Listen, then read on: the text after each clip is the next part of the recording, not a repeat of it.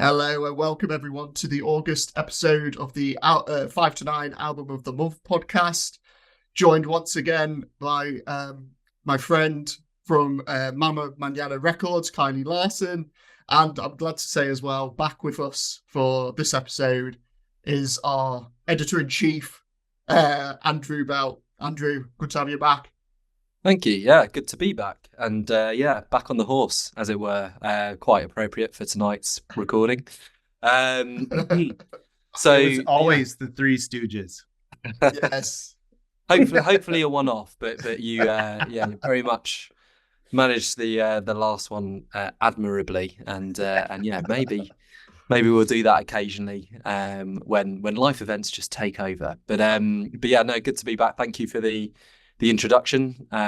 Again, not so brilliantly prepared for this, but we're going to dive in and sort of dig back into August. So before we do that, though, we'll start in the traditional way. And if we can dig back that deep, tell me what your highlights were for August. So, Karl, we'll start with you. Yeah, so a bit of a mix for me this month. So I've got one festival, one album, one EP. I'll start with the festival because that was right at the beginning of the month. Why Not Festival over in beautiful Derbyshire. First time attending this one. Basically booked it as, ticked a lot of boxes. Landed on a free weekend this summer. So super cheap, even with a glamping tent, fairly close to home, only an hour or so away. And the lineup was just a great blend of like local acts on the rise from here in Nottingham, but also bands that, I've really loved their output over the last 12 months. So on that front, it was, some podcast favourites turning up, giving in brilliant sets. We had Bob Vylan and Spectre that were both just incendiary as ever. Bob Vylan, in particular, I would say that their set ended up being quite poignant as well, given what was happening. It was at the same time as what was happening in Southport and, the rest of the country with the, the far-right riots and everything like that. So they were like the last set of the weekend as well. So that was, in terms of their performance, hard hitting in every sense, I would say. And then elsewhere, other pod favourites, Another Sky, managed to catch them. Soft Play, both great, midday sets, albeit very different, as you can imagine, tempos from those two. But both fantastic. And then I have to shout out a band called The Lottery Winners, who I think I've mentioned on the pod previously. Who they're a strange band. I never listened to them on record, but always go see them if they're playing somewhere and I'm free. And honestly, at the moment, I'd say they're one of the best live acts in the country right now. Just their charisma, their energy, don't take anything too seriously. Every time I see them, it's just a ton of fun. Really is.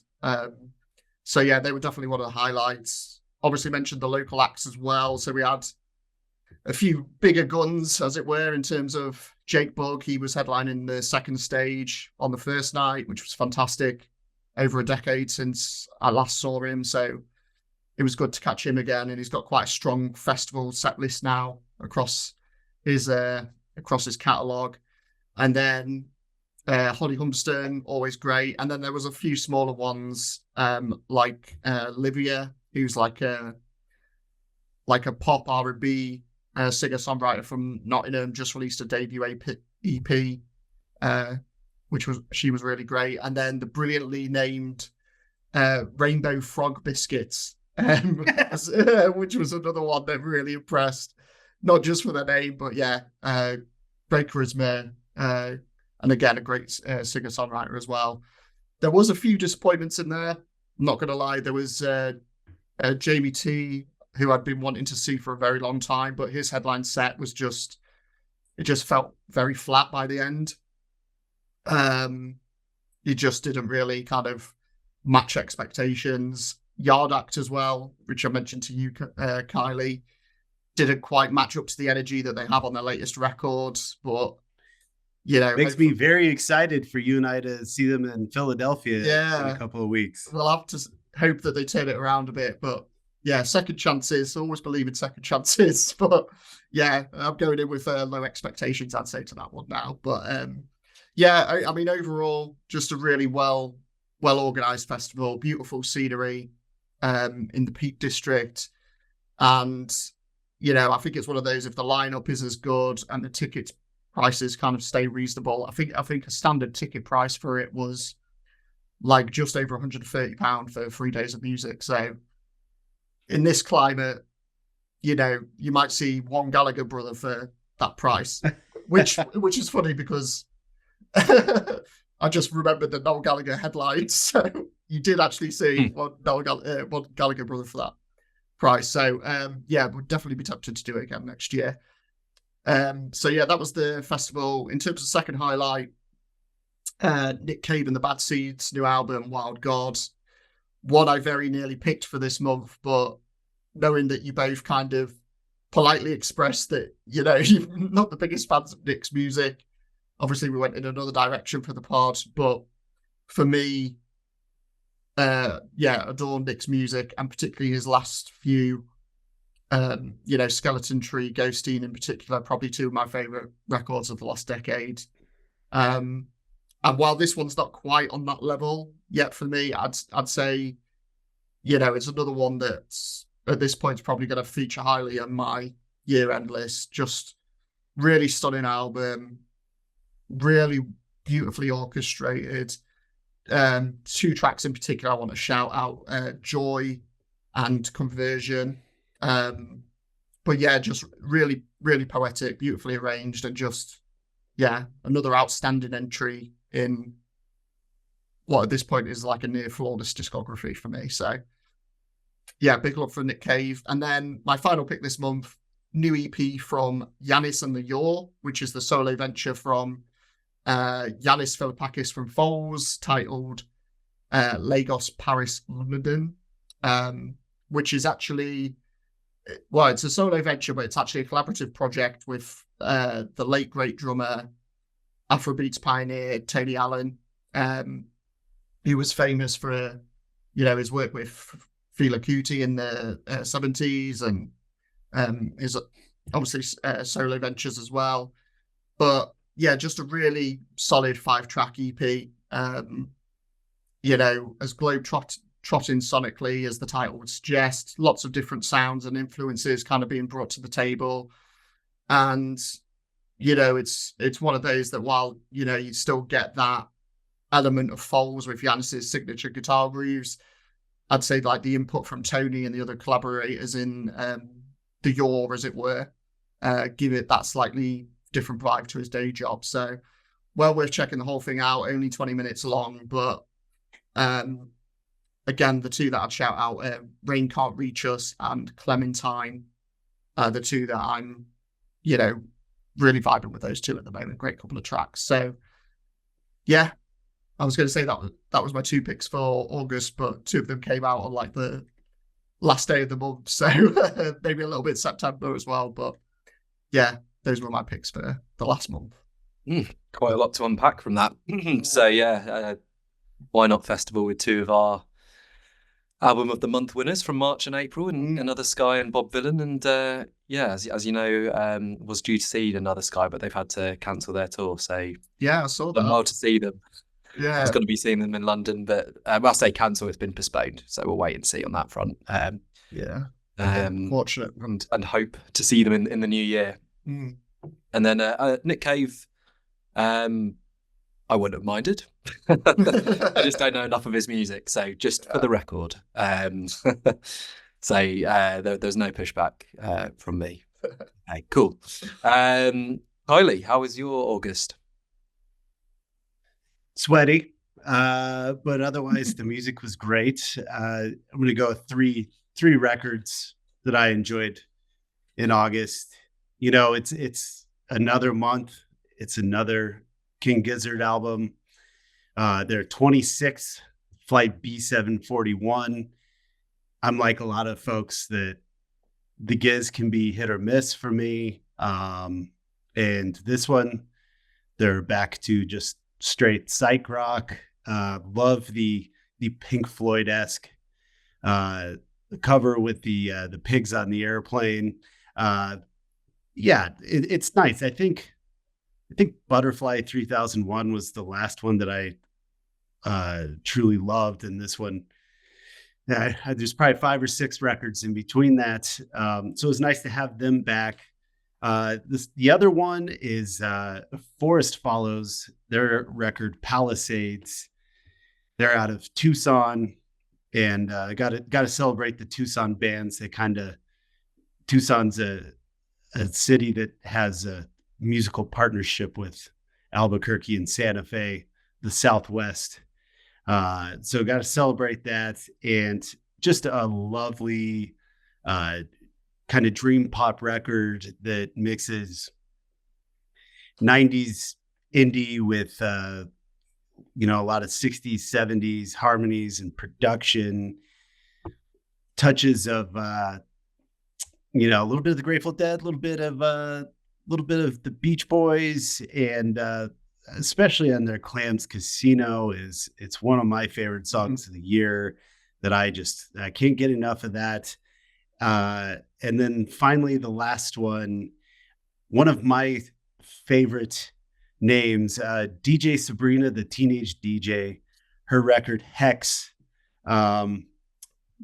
I would say challenging in length. It's 2 hours long, but one of these great, I feel like we're just in one of these golden eras for electronic music right now. And, a really, really good mix of dance floor fillers and some good ambient tracks that I've just, I don't know how often I've listened to it straight through, but one that, love to put on and then pick back up where I was. DJ Sabrina, the Teenage DJ. We need her to collab with Rainbow Frog Briskets. yeah. Excellent suggestion. So yeah, quite an eclectic mix of albums there.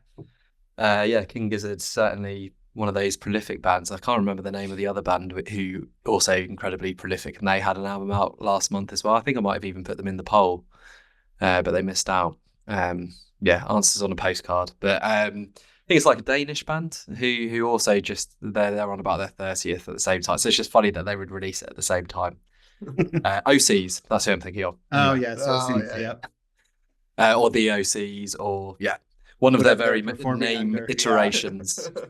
We got the 3 kind of audio highlights for yourself, Kylie, in terms of on record. For me, it's back to gigs. I've got 2, not 3. Might leave myself a little bit thin for September, but we're recording on the 20th, so got 10 days to try and get 3 highlights for September's episode. But yeah, after a little bit of debate, we have decided that End of the Road Festival is more convenient for this episode. More of the days were in August. I think it was the 29th through to the 1st of September. So fair enough. If anyone has listened to the pod before, you might be aware that End of the Road is pretty much my favourite festival on planet Earth, although I've only been to a few others, so it's from a small sample.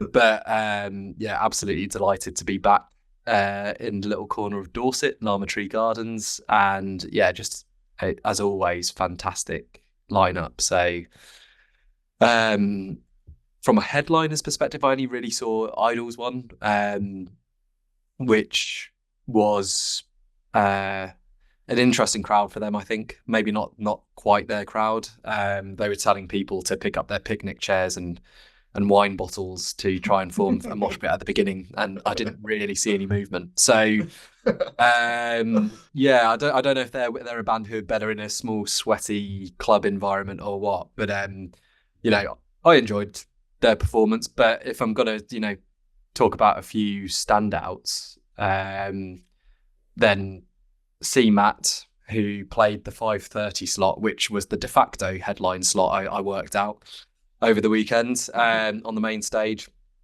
Just had the crowd in the palm of her hand, just a natural born performer. And if they have any sense for next year, they should immediately offer her the headline slot because she was just absolutely phenomenal. So a 10 out of 10 performance and joins the pantheon of greatest shows that I've seen at that festival, of which there's been many. Sticking to that kind of 5:30 slot, for the following day it was the Lemon Twigs.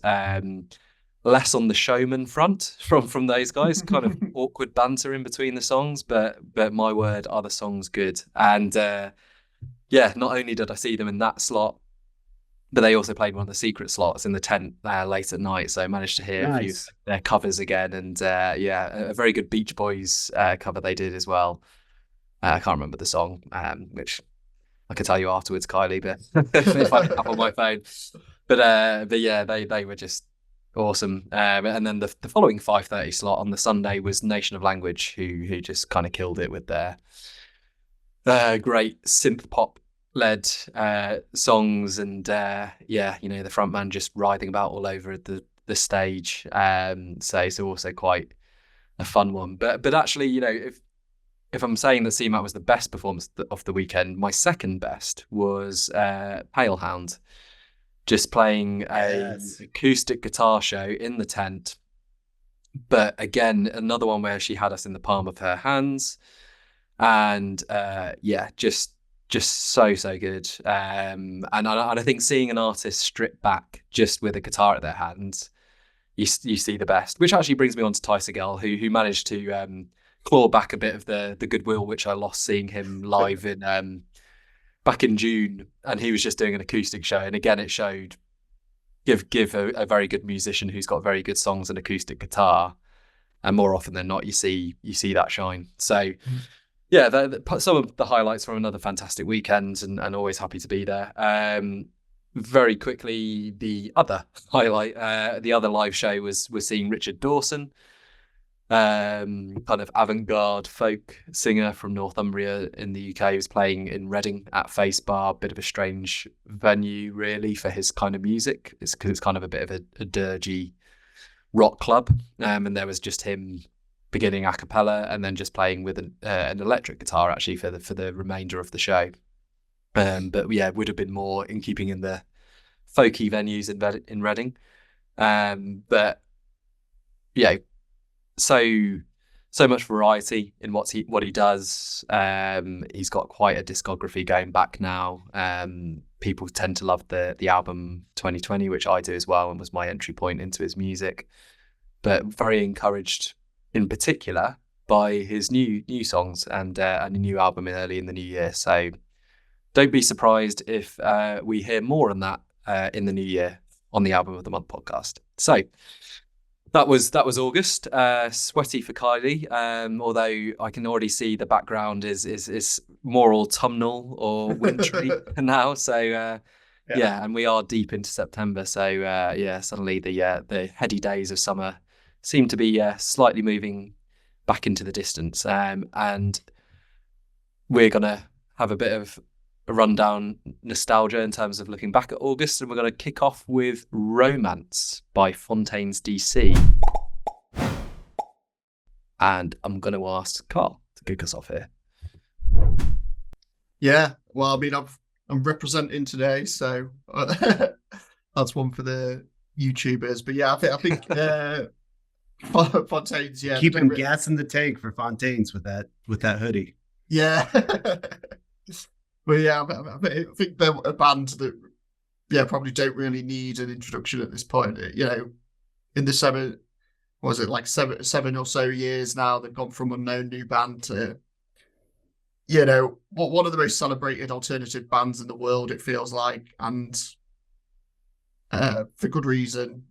Doggerel, instant classic debut, Hero's Death, a solid follow-up, Skinty Fear, big step up in their sound, and now we arrive at Romance, fourth album, one of the most anticipated albums of the year, certainly over this side of the pond. And yeah, I mean, for me, they've knocked it out of the park again. It feels like an even bigger evolution this time than Skinny Fear was. You know, they're almost not post-punk anymore. They're a proper rock band now.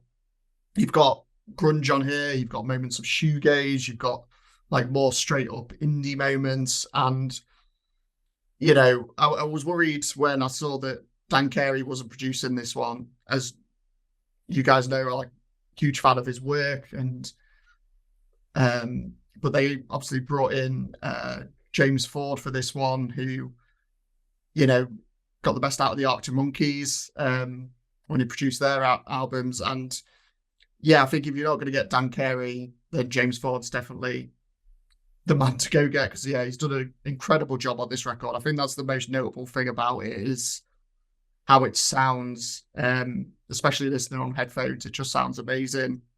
And yeah, like their other work, it's just littered with highlights. Starburster and Favourite, you know, two of the singles, think they've cemented themselves for me as two of the songs of the year at this point. Starburster, with that almost hip-hop style beat, some incredible wordplay by Grian as ever, that I'm going to hit your business if it's momentary blissness. It's just genius. And the, you know, the gasp, it's it's just so good. And the whole, what's the line?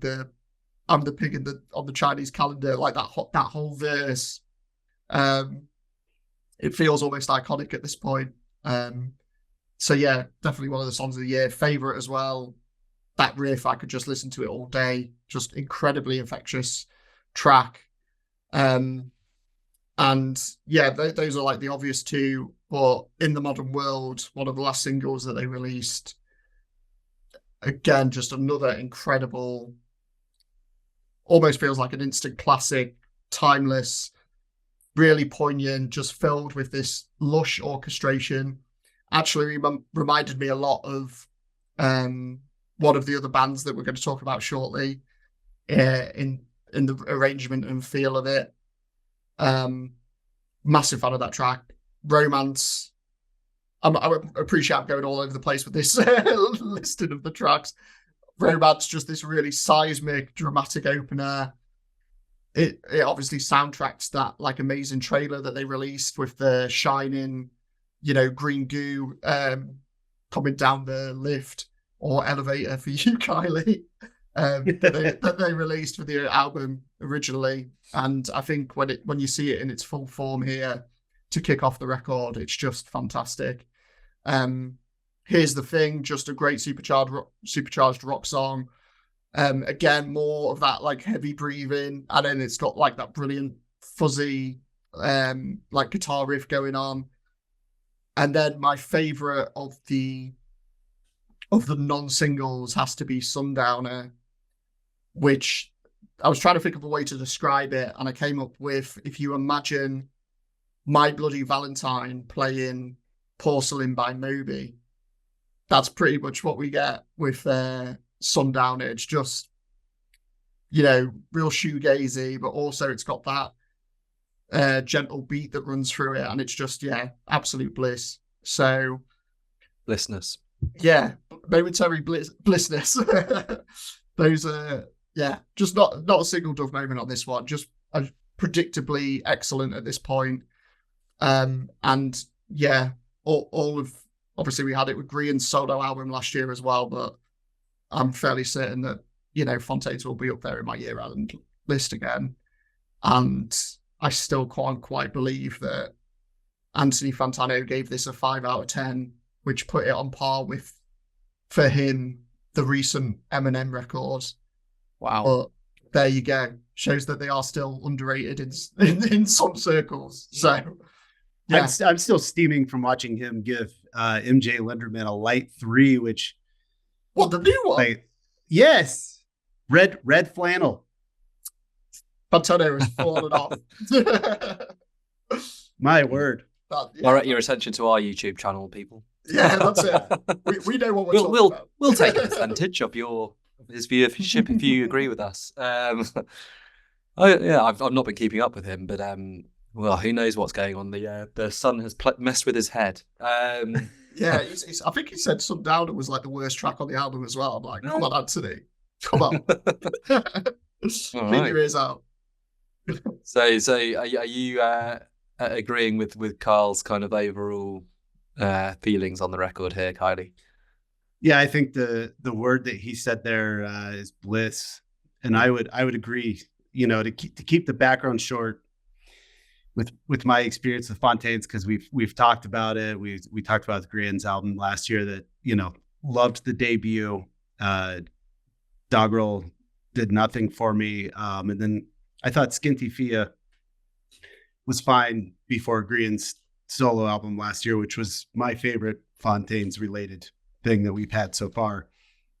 But I think Romance tops that, and you know, with all the grunge, with this funny aughts makeover that they've had, you know, I enjoy it. But I do what I'm really appreciating about this record is that there's a lot of hip hop backbone to it, which I wouldn't expect from them, and it just really demonstrates their growth, and then also I'm extremely happy with them working with James Ford. Just so many times bands try to go big and it's stale and it doesn't work, and I just think Romance, they're firing on all gears here. You know, Starburster or Star Blaster, excuse me. Starburster, yeah. When that first dropped, I was really excited for this record, and that inhale in the chorus there, I just think, like, in terms of trying to sum up the zeitgeist the last decade, that just that emotion right there, that remind yourself to breathe is the constant mantra, Yeah. and just really connect with that. But when it came out, I hadn't realized that In the Modern World was the single they'd released that day. And for me, like, right off the bat, that was the highlight. I had read that Grian had kind of looked to Lana Del Rey on that record, and he wrote it while in Hollywood. That, you know, you've got the glitz and glamour, but you know, for any of us that have lived in LA, I love Hollywood dearly, but you know, there is that gross, gritty undertone to it, and I think that track just really captures that. And then you know, to keep it brief, the other one for me is Death Kink, just because I've kind of always had a fascination with songs that are written on the road, and you know, not necessarily worked out in sessions or in the studio, and what comes of that, and just love that song as well. But yeah, for me, this is their best record. And you know, so many of these post-punk bands, I think we earlier this year we talked about Yard Act. They successfully have kind of moved beyond the post-punk thing. But you know, take note, you don't have to, unless you don't have anything beyond that, in which, you know, call it a day because you've said what you needed to over the course of 2 or 3 records. But Fontaines just really on a hot streak, and I'm very happy with this record. Well, yeah, I'm not going to be going against what you guys are saying. Yeah, similar kind of thing in terms of Doggerel was the one, and almost album of the year, if not the album of the year, looking back at what, 2019 or 2018 that came out. For me, felt they went downhill. Second record, back up with Skinty Fear, and then, you know, last year we reviewed Chaos for the Fly, Grian's solo record, which was really showed, you know, other layers to him, and just shows what a fantastic songwriter he is, and I suppose a bit of a musical chameleon. And I suppose that kind of approach has been taken on here. You've already mentioned, you know, the elements of hip hop, some grunginess here and sort of flitting between a few different genres. So they've obviously done the different style thing here. And I think this is them saying, we're going to go big now. They also are playing Finsbury Park next year. So this is them saying, this is our moment, I suppose. And that's ballsy. I think they pull it off. It's a slight record. It doesn't go on beyond a runtime which you would want it to. All the songs which you've highlighted here, I also am a big fan of. Bug maybe is one of the only ones which you guys haven't referred to, which is one of my favorite. Well, another great song. Probably not my favorites because there's so many other ones which are above that, and all the singles are up there. But yeah, I love the urgent, intimate guitar of that, and it's a nice folky story of these kind of intertwining relationships.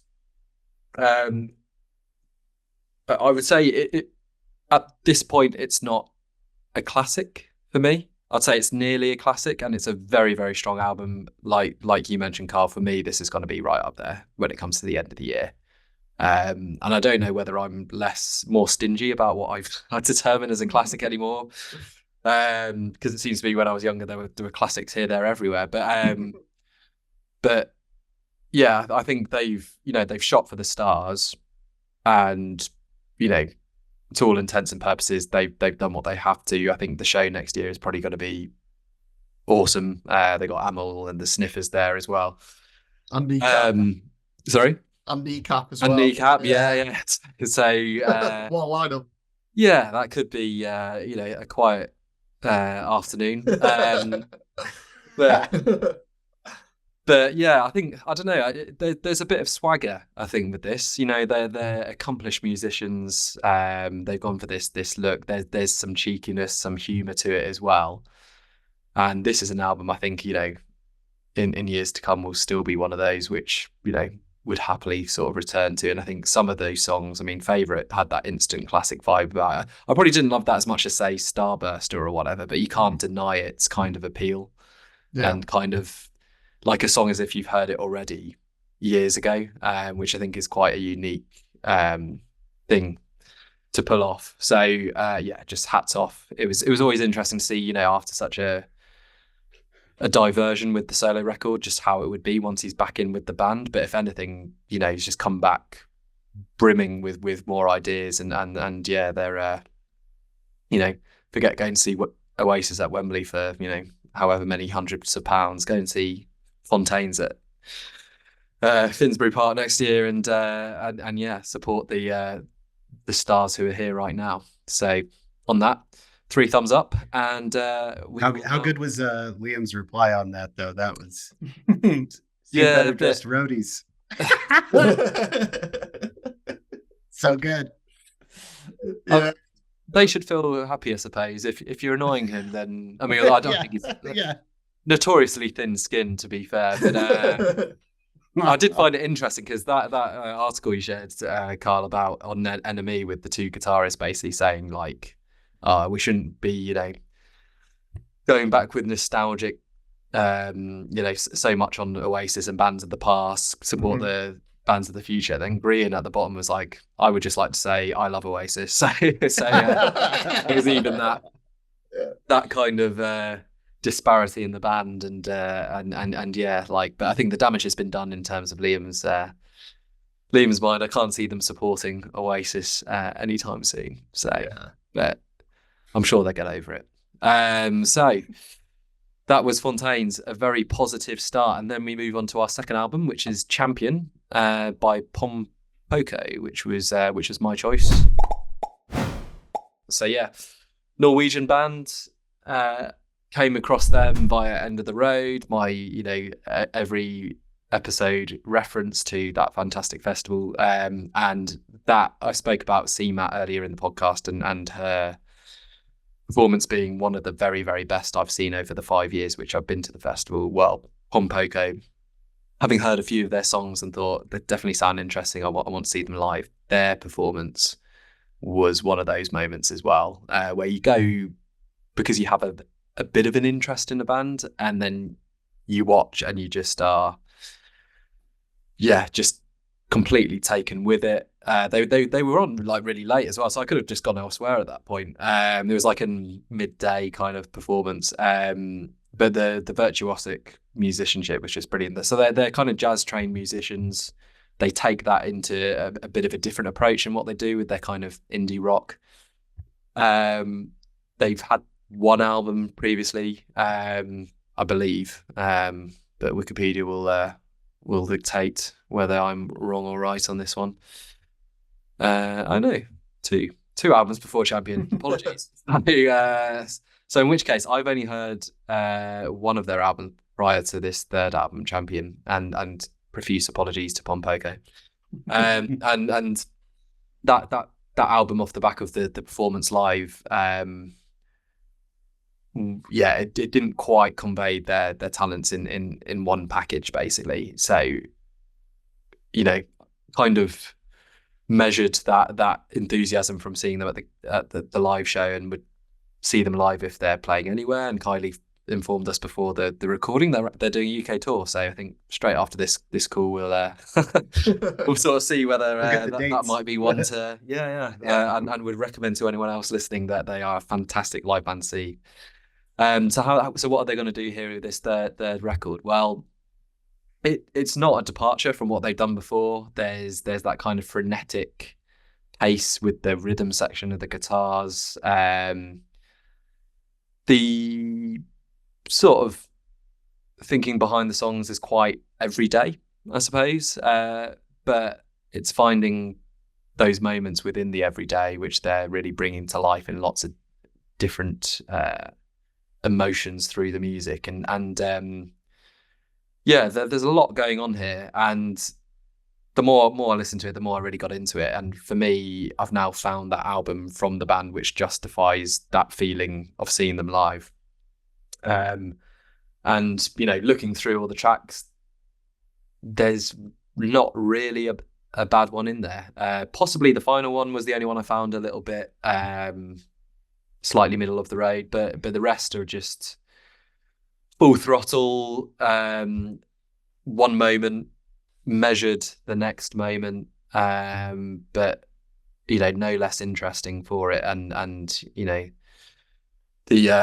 the front woman here, I'm gonna absolutely murder this, but Ragnhild Fangel, really enjoyed her performances. She can do it on the loud rock song. She can also do it on those moments where they just sort of take a step back and take a moment to explore how they're feeling in a slightly slower way. But yeah, in terms of the highlights here, I think My Family and Champion, two of the singles, really stand out. I loved My Family. That was actually the one which pushed me into choosing them. I wasn't really sure who to choose in August. I knew Fontaines would be picked. I think they were picked actually before we chose our ones. So I tried a few different sort of options, and then when I heard My Family, I thought, you know what, let's give them another go. So that one's just this freewheeling guitar. It's their kind of jazz rock kind of USP at its most cohesive, I would say. Champion's one of their slower ones, but I just find it quite enchanting with the pluck strings in there.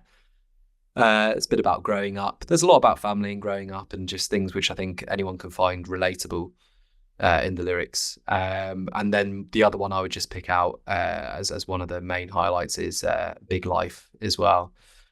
Really enjoy the heavy bass within it. The change up in the chorus from "This life is a beehive" to "This life is a big life." The weight of big days is really ominous within the track, and it's kind of that light and dark, I suppose, or at least heaviness and lightness being conveyed in a really cool package.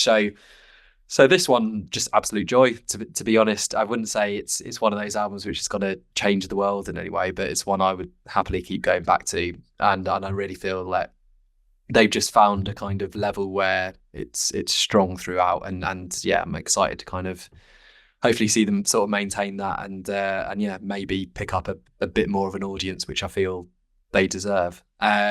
So That's me. I'm getting a lot of nods from Karl, so I'm gonna have to go to you next. No, I mean, in my ignorance, when you first mentioned Pom Poko, I was like, does he mean Don Broco? And it was he's just getting the name wrong. But no, yeah, a band that I didn't know before this month, and it's still my favorite thing about doing this with you guys, is you put me onto some great bands. I'm glad to have Pom Poko firmly on my radar. Didn't really know what to expect. I hadn't listened to those singles kind of prior to the album coming out, but yeah, what I found was just a really solid little indie record. Keeps it short and sweet, doesn't overstay its welcome, and like you say, Andrew, there's just some really fun songs on here. That opening trio you highlighted, I think it starts the record with a bang.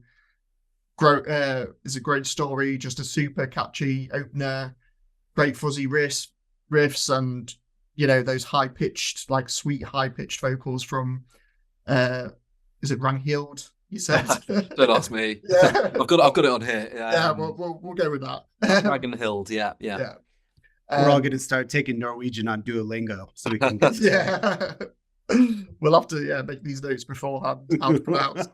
But yeah, really, really great vocals throughout. And like you say, My Family, similar story. And then we get Champion with that fantastic bass line, just a really super catchy melody, and just one of those tracks that went straight into the best songs list. Just really gets under your skin, gets into your ears. Just a really catchy little tune. And then those three were definitely the highlights for me. We've got some other great moments too. Go, which I think was one that you didn't mention, Andrew, but that was a big fan of that one. Just a fantastic pace to it. Got those like rapid fire stuttering riffs, excellent drum work on that song as well. Never Saw It Coming straight after. I think that one's great too. And then I did actually like one of the ones that you didn't, which was the Fumble, and was it Bell as well, which was like those two tracks I found to be quite a nice change of pace from the franticness. A Fumble as well, I think, just like a really gentle way to close out the record. Love those cooing vocals and that like little synth line that kind of runs up in the background as well. And then Bell reminded me a bit of American football with the guitar work. Let's see if you got that one as well, Kiley. But obviously always a big plus in my book if the tuning sounds slightly like the guys from American football. So really enjoyed this one. I think if I'm being picky, I'd say on occasion I listened to this probably at the wrong time, and like sometimes those harsh like static guitars, depending if you listen to them in the wrong mood, they can be slightly grating. But I think it's it's a record for a certain time and place for sure. I like I say, I tried listening to it while working a couple of times and found it wasn't the one. But overall, just a really solid record, and getting that right moment, just an absolute blast to listen to. And I'm intrigued now. I'm going to go research some more Norwegian bands and see what else I'm missing. Good stuff. So Karl, are you also on board with Champion? Yeah, very, very much so. And like on the note that you're leaving off on, Karl, there, that obviously my exposure to Norwegian bands are, it's very limited. But one that I was just looking at it yesterday, and it seems like maybe they put out one record and they're done, but Steve Buscemi's Dreamy Eyes. If you didn't hear that record from, I want to say 2021, great indie pop record from Norway. And then the fantastic band name as well. Yeah, it just is. I ordered that record, and I remember, they shipped it directly, and it just took like, I feel like a month or something to get here. But yeah, between that and then the other Norwegian album that I was really into the last 5 years was Dialogue by Vuyo and Ollie Burger Beats, which is a hip hop record. But beyond that, no knowledge of what's going on in Norway right now. And thanks, Andrew. This was a perfect August record. Fast paced, upbeat. I loved a lot of the lyrics, especially about family difficulties and, this is my family. We won't get into it, but that was great. Reminds me, a little bit of the first Always record. Reminds me a lot of the Beths. Her voice reminds me of Elizabeth Stokes.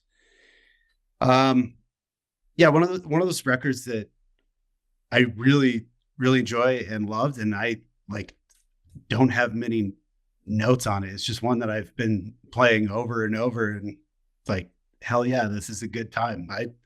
I really enjoyed it. It's a good one. I hope they play in America. Yeah, sounds expensive. Yeah, it's I mean, they're doing Europe, I suppose, but yeah, and looking at the monthly listens, they're still, it's sort of the 5 figures mark. So we'll see if they can grab a few more followers. But if anyone's listening to this and fancies some interesting Norwegian music, then give it a go. So we've had give us some more suggestions. I mean, they're the only band from Norway I know of. I was actually thinking of this band called Zebra, but I think they're Sweden. So and apologies for that. Just sort of chucking them into the Scandinavian bucket there. Good start with the first 2 albums, and then we move on to our third album, which is Aghori Mhori Mei by the Smashing Pumpkins. And this was Kiley's pick for August. So Kiley, to kick us off here. Yeah, I'll keep this brief as well. Mid 90s, the early 2000s, when I was a young lad, as you guys would say, there was nothing more to me than Smashing Pumpkins. Just between the loud and quiet. I love quiet verses into loud choruses, and Billy's lyrics back then obviously were just custom made for teenage angst, and I really identified with that, and was lucky enough to see them a few times back with the original lineup. And after Mañana,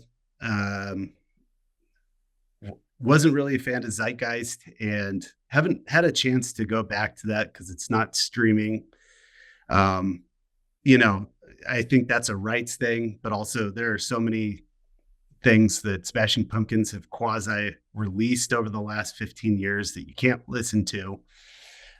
So Billy, figure that out, because I would like to hear more of it. But I chose this record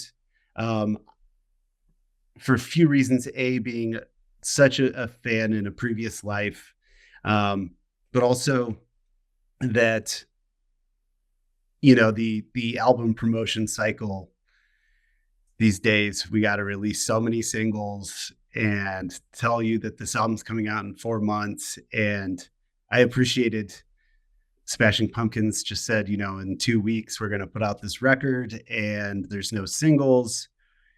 Here it is. And I think we talked, internally last year quite a bit about Autumn, which was a double record, which was supposedly part of Melancholy, which told this story. And, there's all these narratives that Billy Corgan tells us are in these albums that I don't pick up on. But I had expectations of zero, not to make a pun there either. I was going to say. For this record. And, the day it came out, I put it on in the morning, and first listen, I was like, wow, I didn't hate that. And then it really, for a couple solid weeks, I just found myself coming back to this record over and over. And in the end, I think Smashing Pumpkins fans, you know, Jimmy Chamberlain's been back on drums for quite a while now, but I think James was back for Autumn and maybe the one before that. But this is the album I think that Smashing Pumpkins fans wanted to hear after James rejoined the band. And it's very, you know, it's super heavy. It's super psychedelic. There's a lot of moments that sound like, you know, it's off of Gish, their debut record. I think it's, especially in the bass tones, kind of indebted to Tool, who was also, you know, a big teenage favorite that I don't ever find myself reaching for anymore. But yeah, it just blew my mind, and especially the opening Eden pentagrams and Siami, I believe. Like that just continues to really get me very happy with where this is at. But I think for me, I've always been, as much as I love the pummeling, I've always enjoyed the softer side of the Pumpkins. And for me, like Who Goes There and Go at the Fall, those are my favorite songs on this record. Well, you know, they bridged the gap of older Pumpkins. Well, you know, they've been so synth heavy the last decade, and I think they've worked that in there really well. I think the weakest track is the closer, Murnau, but even because I think that leans more back into that Autumn sound, but I would take that over any of the songs on Autumn. But yeah, the lyrics, I don't know what the hell's going on. You know, it seems like these days on a personal level, Billy Corgan seems to be in a happy place, raising kids, very healthy, very healthy place to be. And I'm happy for him.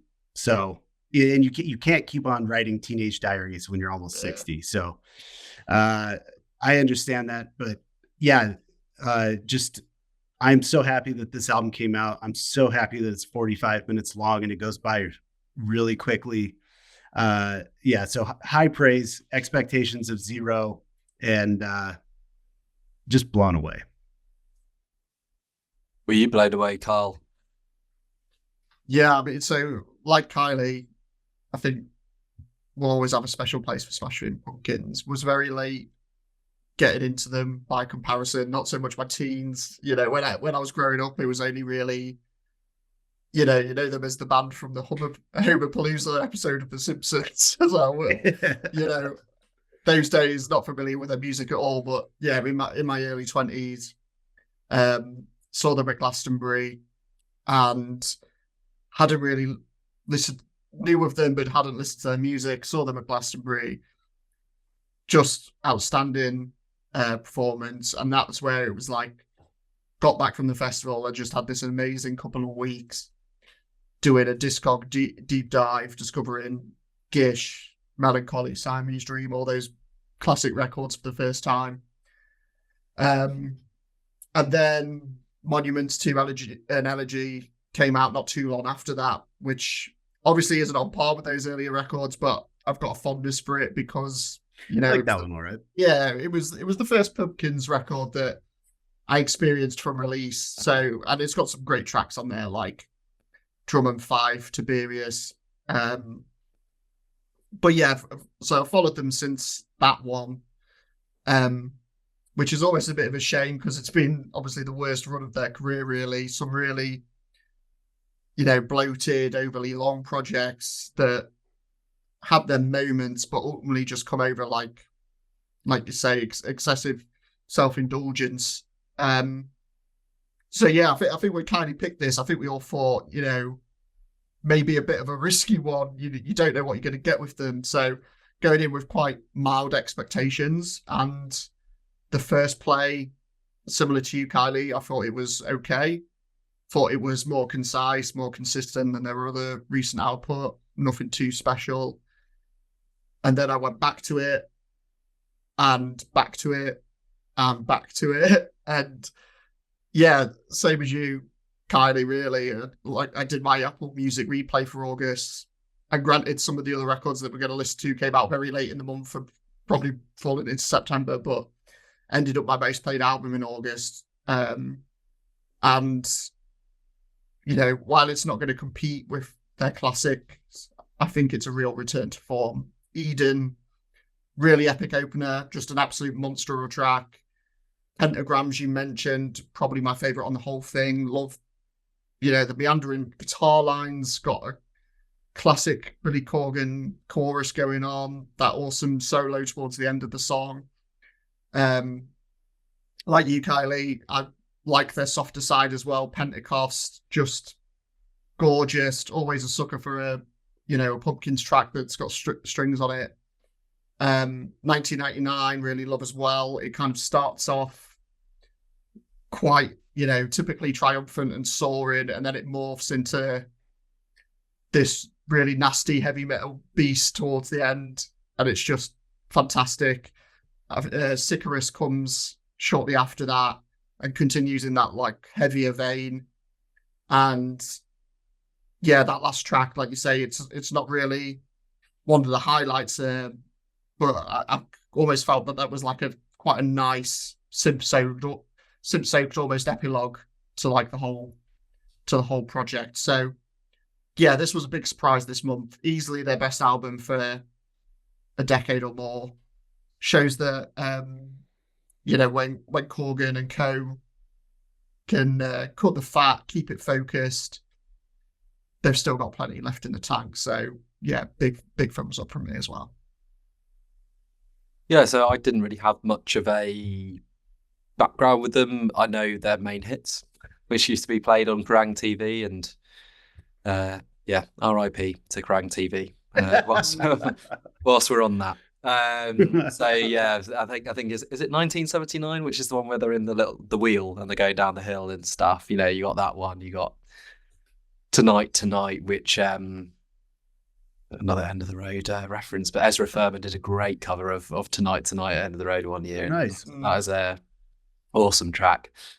So they're one of these kind of like perplexing gaps for someone like me who loves their rock music and has delved back into a lot of it. But so yeah, I was quite excited to kind of like finally listen to a full album of theirs. Haven't listened to their classics, obviously, like at some point need to. And I think the first thing to note is the heaviness. Like, wasn't expecting that. Gratefully received. Probably the heaviest album since we had 72 Seasons from Metallica last year. So that's probably the biggest comparison I would say with any we've done on the pod. This is better though. My notes are very scant. This actually was done whilst I was doing some work. So I unlike the others, I didn't ultimately be able to really delve into the lyrics. Although they did seem rather dramatic. and yeah, kind of almost apocalyptic maybe in areas. But you guys would be able to tell me if I'm wrong on that front or not. Yeah, I mean, Who Goes There, that was the standout for me. So Carly, you were saying Who Goes There and Go With the Fool, like if I have to pick one, it's definitely that one. I quite like the 80s vibes. I put here, slightly cheesy but good. Like I think when it goes to that extra register, like it's either one of those things which makes you cringe or makes you go, nah, that's good. It was the latter for me. And I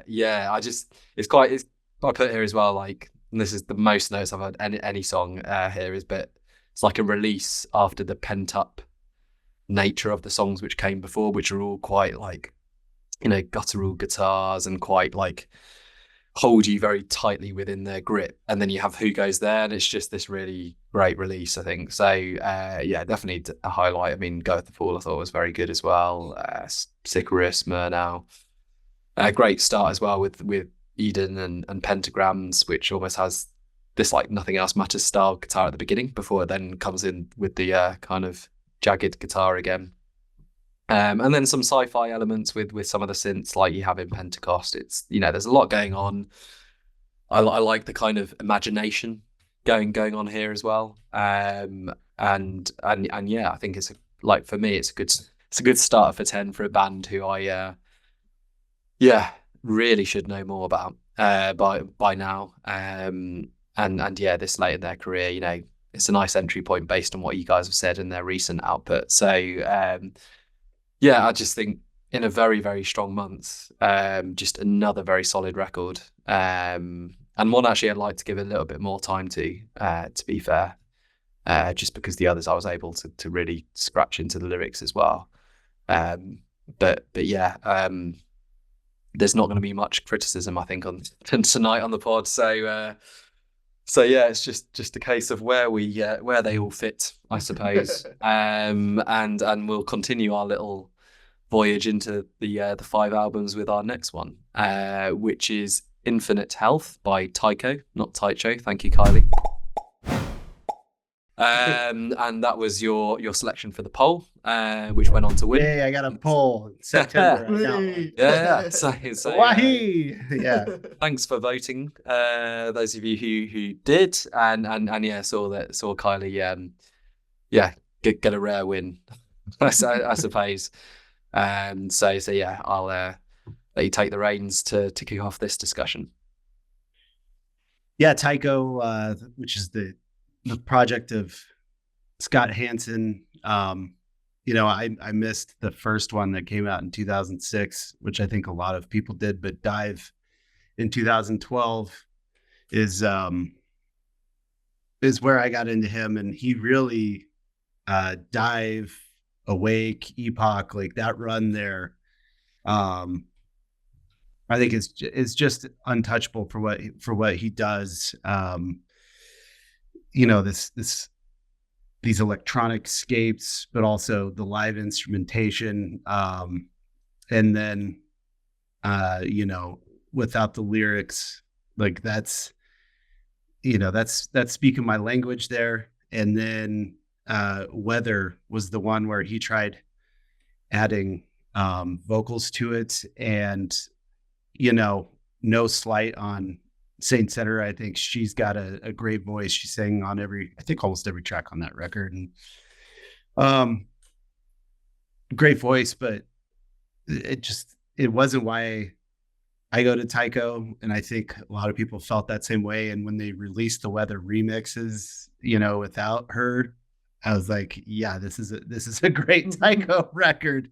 And then simulcast in 2020, the year that shall not be talked about, that was just a really needed return to form. That is one of those records that I went to a lot that year of when you're just spun out and so stressed with everything that's going on.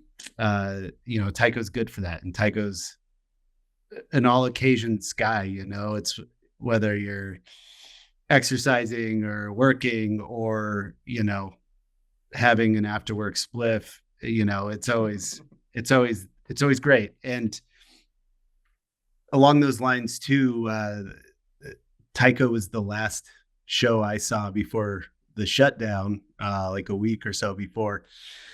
And I think the records are one thing, but everyone, if you haven't seen Tycho, I highly recommend them live. It's a full band, and Scott Hansen's also a visual artist, and so there's just great projections going on the entire time, and it's really just an experience. So, it's been 4 years. I think he's put out a few singles in between. So was excited for Infinite Health to come out, and I'm going to say this in a positive way for myself, but it's more of the same. I think I think the guitars are a little more forward in the mix on this record than they have been in the past, which I really enjoyed. But yeah, this is it's just been been pure bliss, and the album that I've been reaching for at the end of the day when I need to decompress. And yeah, it's short, it's sweet. It's like 30 minutes long. And, I don't think from my perspective, it's not really worth pointing out any particular songs that really stand out to me, because each Tycho record is just like a journey. I kind of view them as one solid piece of music. But yeah, I'm extremely happy with this. I'm glad he's back. I'm glad they're touring. I'm bummed I'm gonna miss they're playing here on Halloween. It's sold out. Oh no. Yeah, we'll see if we can pull some strings. But Yeah. I'm aware there's someone there. Yeah, definitely. Yeah. But yeah, love this record, and I'm so happy that the Tycho's back and out there again. Good stuff. So Karl, what was your thoughts on Infinite Health? Yeah, so I mean, similar to Pumpkins, Tycho was another one I was kind of late to the party with. It might even have been, I'm trying to remember now, it might have even been you, Cardi, who put me onto them, because came in on the last record simulcast over lockdown, and hearing you talk about it, I'm like, I'm wondering if it was Kylie who sent it my way. Yeah, I reviewed it in the newsletter. Yeah, that was probably it, Yeah. So that was my first touch point. Really enjoyed it. Then found out, obviously, it was the companion piece to Weather, which came out 6 months earlier. Went back, listened to that, and then similar to you, ultimately ended up preferring the more instrumental simulcast. So yeah, when I found out, this one was going to be a mostly instrumental record again, instantly intrigued. And yeah, I think while it's not maybe, you kind of touched on it, Kylie, we've been spoiled with electronic records this year. It's maybe not on the level of, for example, the new Floating Points record that's just dropped, but for a breezy 30-minute listen and an end of the summer record, it's just perfect. I won't, like you, I won't go into every track in detail, as I think my notes would probably be pretty much the same, but it's the great guitar grooves, wonderful waves of synths that just wash over you. Is it the collab with Cautious Clay? That's the only one where there's that slight subtle hint of vocals coming in, but they don't take over the music that's going on. That feels like a real centerpiece for the album. And then I think it was Green that just had those more downbeat guitar riffs. Really dug that one. But yeah, like you said, this is an album where the whole is greater than the sum of its parts. And yeah, unlike maybe the Pom Poko record, this is one that I know I can stick my headphones on when I'm working and just enjoy it, blissfully. We've used that word a lot today. Blissfully playing in the background. It's not a bad word to use. Yeah, it's the way to describe them all. We can't help it. But yeah, it's when you stick your headphones on when you're working, have it playing in the background, and those, you just get these pleasant textures that they don't always need 100% of your attention in order to enjoy them. And yeah, like you say, it's one that if I'm going to play it, I'm going to play the whole thing and not kind of dip in and out of it. So yeah, not too much more to say that Cardi didn't cover, but it's one of those that go listen to it. I think everyone will enjoy this record.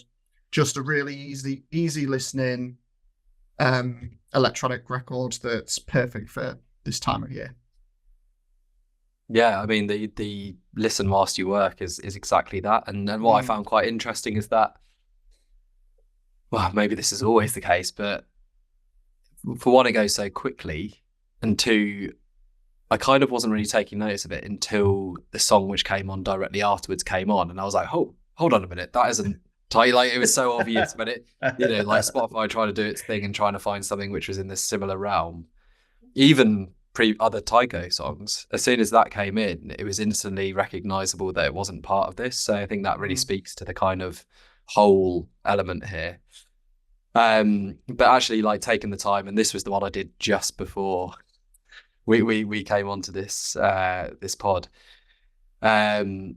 Like, that's when you get the nuances like come through by really concentrating, not doing anything else. I mean, interesting to say about the visual artist element, Kylie, because with a few of them there was that with it, and I feel that some of them would work better if you have a visual element as well.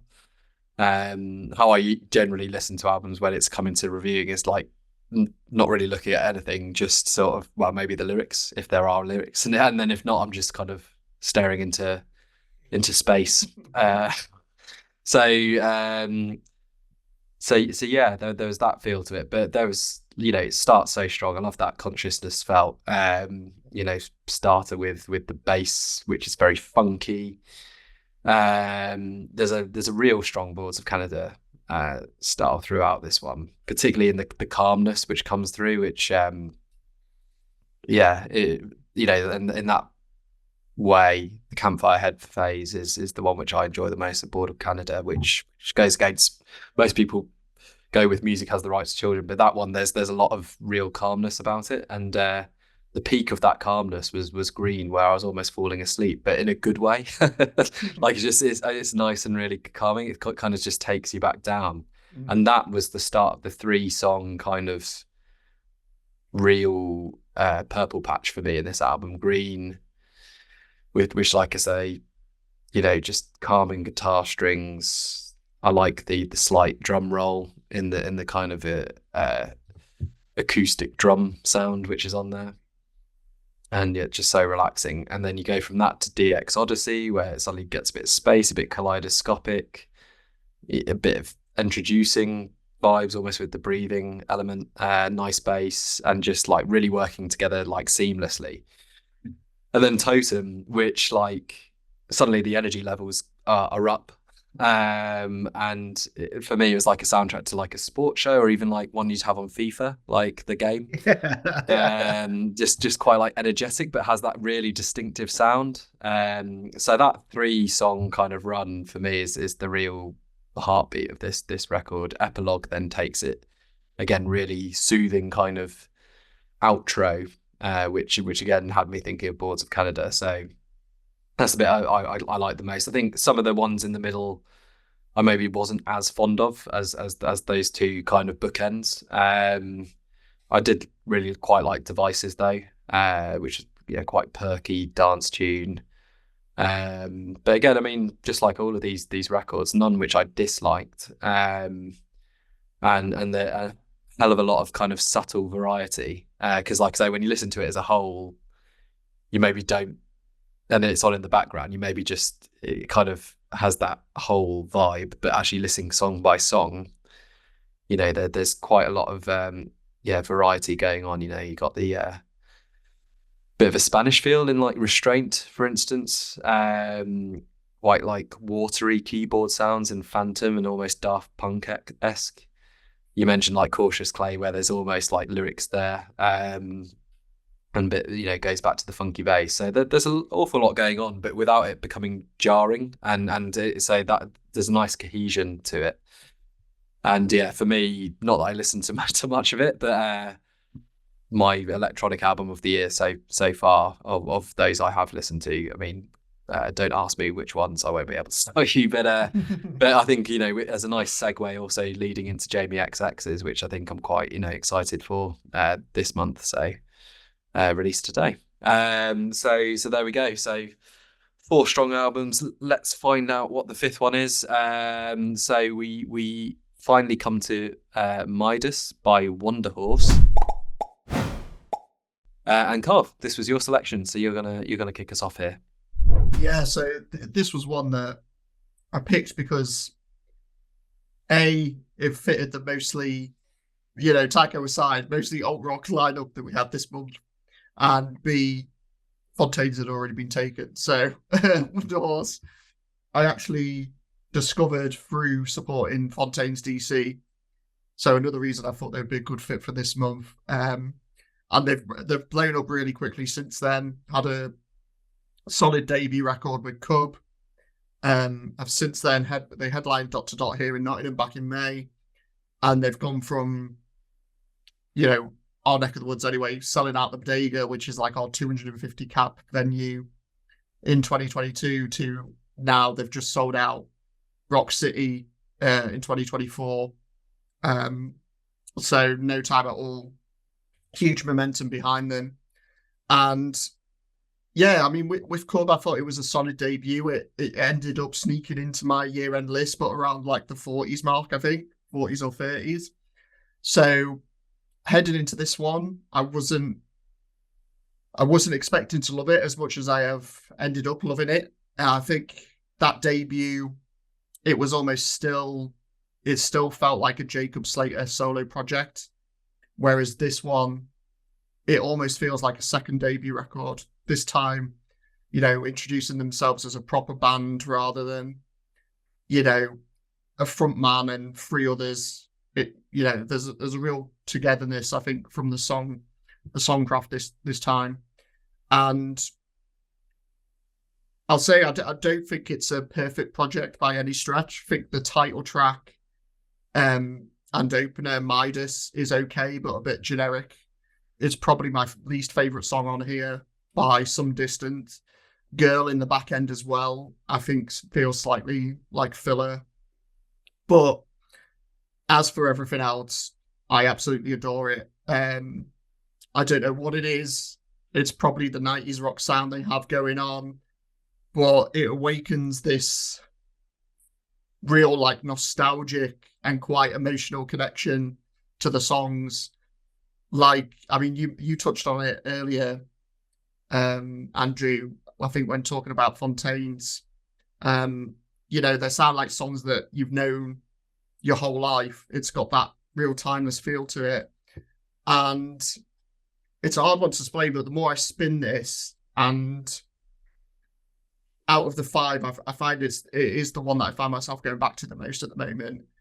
I just get this strangely deep tie to the songs here. That run of Emily, Silver, and Arizona, I think, is just superb. Probably some of my favourite straight rock songs of this nature that I've heard in a long time.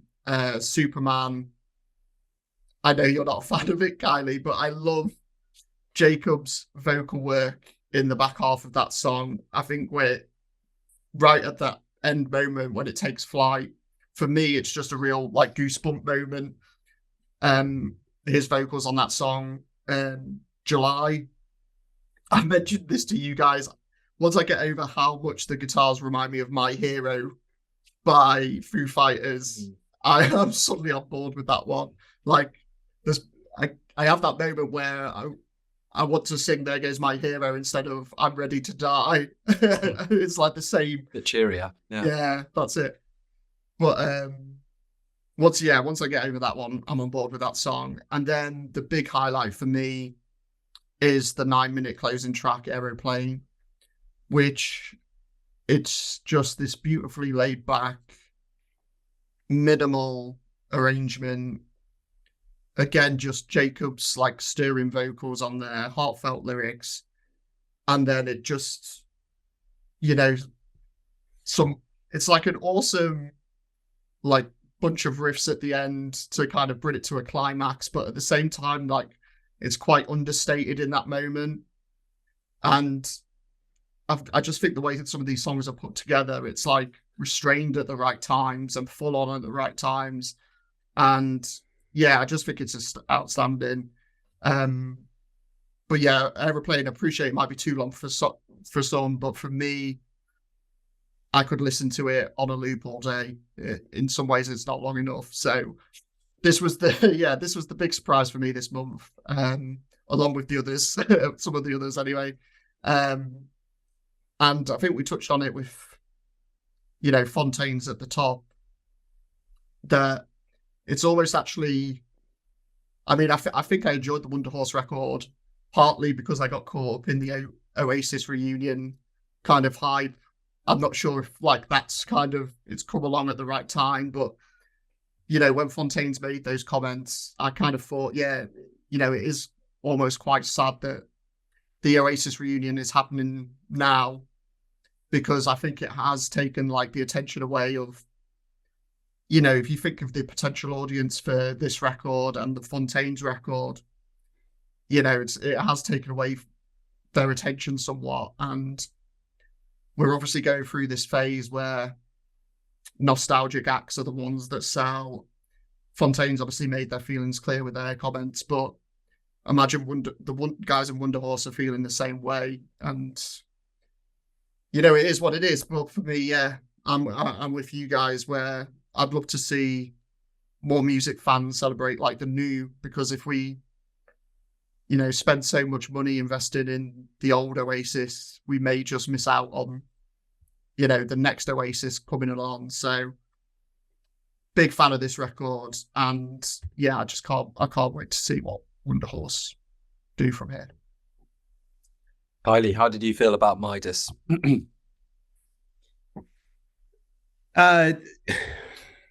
It's grown on me. I was a huge fan of Cub, the debut.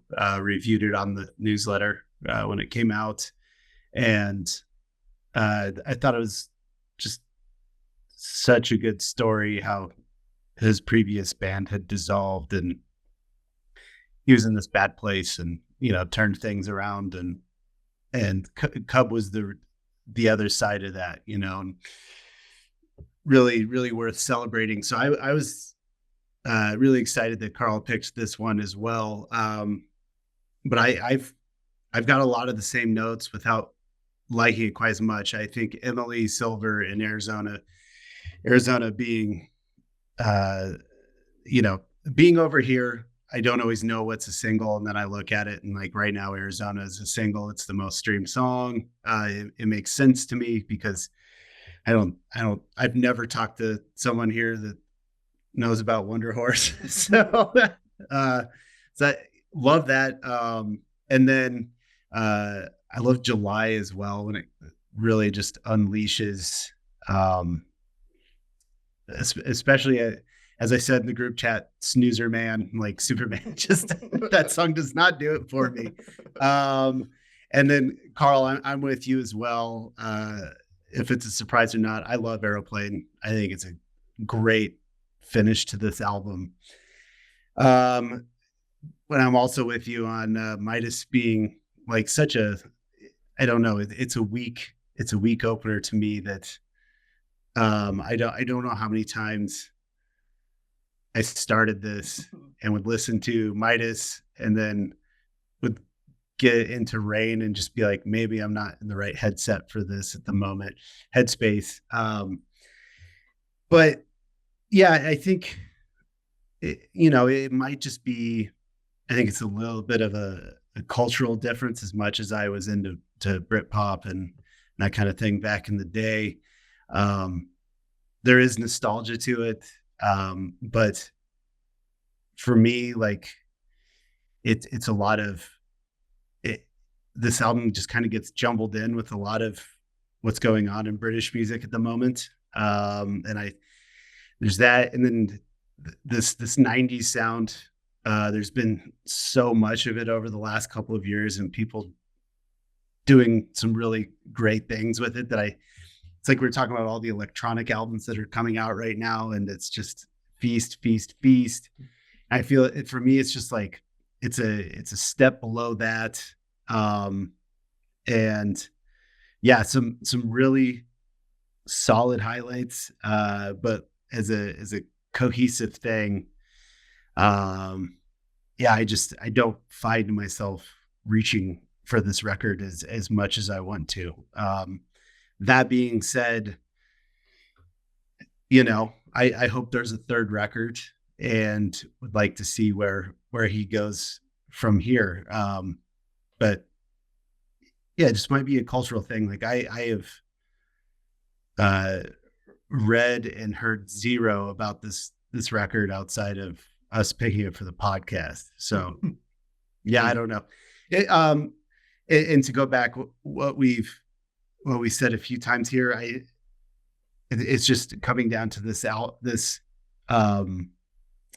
month being so stacked that I think if this would have come out, in June or July, I might have been happier with it. So true highlights, but it's a pass for me at the moment. Yeah, bit of a journey with this one. I think I mentioned to you, Karl, like first couple of listens, I really wasn't sold on it. And then I was listening one night, I think kind of whilst I was doing some work, and I was like, oh, here we go. It just kind of like, I don't know, I was clearly in the right place for it at that point. Midas had passed. Well. Midas. So, do you want to hear my favourite tracks? Oh, good. Yes. Midas, Superman, and Girl. So I was listening to your review. I was listening to your review, and I was thinking, I feel a very opposite kind of review on this album. They were my two favourites. Like I found Midas just instantly catchy, and sometimes you can either like or dislike it when it's like that. Girl, just like a cheery indie tune. Nice little sort of pop moments. So they were the ones which stood out most to me. Other ones which I liked the most on this record, I mean, Rain I liked for its tight claustrophobic sounds. Silver, very interesting lyrics, and just enjoyable indie track really. July is just the one which has kind of been going in my head actually the whole time we've been talking about this, and I just love that. I don't know, it's almost what do you call it, the Lankum style, just bleak start to that song with this kind of drone-like guitar, and then it just sort of goes in. I mean, the lyrics are very bleak as well, but there's something about it which like just kind of absorbs you. And then Cathedrals, what I really quite enjoy, but my notes here are that he kind of sounds like Chris Martin on this song. And yet it's like Chris Martin doing shoegaze. And so I have here that he wishes. Rockier version. Unlikely. But it's like a rockier version of Yellow was my notes there. So there we go. As for the rest, thought they maybe didn't sort of rise up as highly as where I felt those others did. And Aeroplane kind of, you guys really like that one. That one for me just didn't resonate. It feels like them trying to do Red House Painters, I suppose. It's similar to some of those kind of like slowcore kind of songs. I suppose it's got a country twang as well, but just got here, doesn't need to be so long. So, which is a fairly recurring theme in my notes on music. So it was one which, glad I had the opportunity not to just listen to it in one or two goes, because on those first couple of goes, I was thinking I wasn't really getting anywhere. So I think the more you listen to it, the more it kind of like sucks its tentacles sort of into you and stuff, and like, and then you find those songs which really grab you. But some of those sort of still remained on a point where it wasn't at a level which stood out, with some of those tracks. So there's definitely something about them. I actually quite liked the more kind of, despite my choices as favourites, the general feel where it was more dark or kind of dirty, I suppose even. That was where they kind of differentiate themselves from maybe like your indie bands of like the early 2000s. I see it more as an early 2000s kind of indie band album than maybe the 90s. But yeah, I mean, just another really, really good one in the end, like I say, where I got to, and just completes 5 albums which I've thoroughly enjoyed. And there's the segue.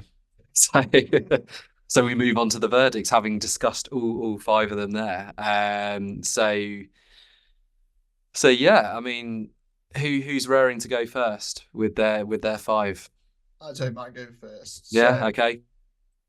Yeah, I mean, like you said, very strong one of those ones where no one really deserves 1 point. But I've actually ended up, so in 5th place, I've got Tycho.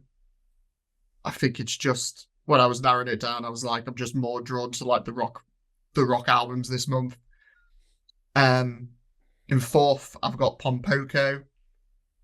In third, I've got the Smashing Pumpkins, and then the top two, I'm like that Top Gear meme, where he's like, "This is brilliant, but I love this," and I've gone for Fontaines D.C. at 2 and Wunderhorse at 1 because that's where I am right now. Whether it'll be like that at the end of the year, we don't know, but that's where I've settled.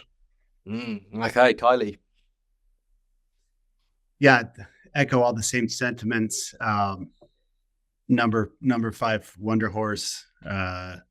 Just don't know. I thought with Rain and Girl that this was a Beatles compilation when I first. No, I'm just kidding. Number 4, Pom Poko. Number 3, Tycho. Number 2, Fontaines. Number 1, Smashing Pumpkins. We're going to be all over the place. I thought for sure you both would take Fontaines at 1, so I'm curious. I mean, it was 50. Ask me tomorrow, it could be. So very tight, but yeah. So I've gone Smashing Pumpkins at 5, but I really like that record. So I think that just tells you just what a good month it's been. At 4, I've got Wunderhorse. At 3, Tycho. Pom Poko's my pick for second. And then for Fontaines. It's Fontaines my anyway. Pick. It's Fontaines. Overall, with 13 points there. Smashing Pumpkins second, Wunderhorse third, joined with Pom Poko and Tycho in last place based on those. So congratulations to Fontaines D.C. for winning our August album of the month. Our lineup for September, we'll be discussing the new albums by Foxing, Hayden Thorpe, Jamie XX, Nilofer Yanya, and Pale Waves. And also look out for our poll, where we'll be asking you to pick the 5th album, which we'll be reviewing for our October episode. I think that's right. So as ever, stay up to date with what we're up to by following 5 to 9 on Twitter and Instagram, New Music Central via @NewMusicKarl on X, and Mama Mañana Records via @Mama Mañana Records on Instagram. Thanks for listening.